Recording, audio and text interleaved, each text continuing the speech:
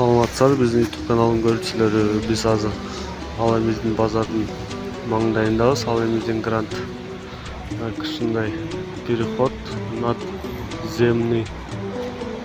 Мен бир суроо жаралып кетти мага. Ушул лифтти куруптур атайын. Ушул лифт иштейби? Же иштеди беле деген сөз болуп атат да. Лифт иштетти беле. Көрүнүшүндө таксилер турат, но маршруттагы остановка.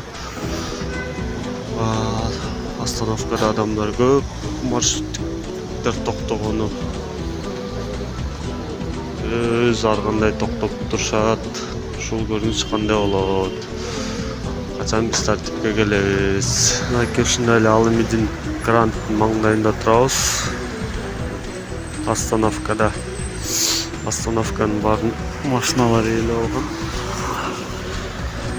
Кандай таксисттер маршрутка келип, ушинтип токтой албай турушат.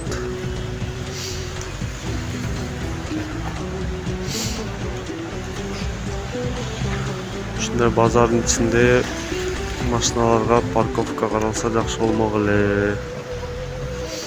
Маршруткалар токтолбой тыгын болуп кетти бул жагы. Ушуну ким карайт?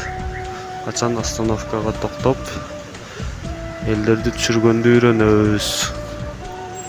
Көрүнүш ушундай.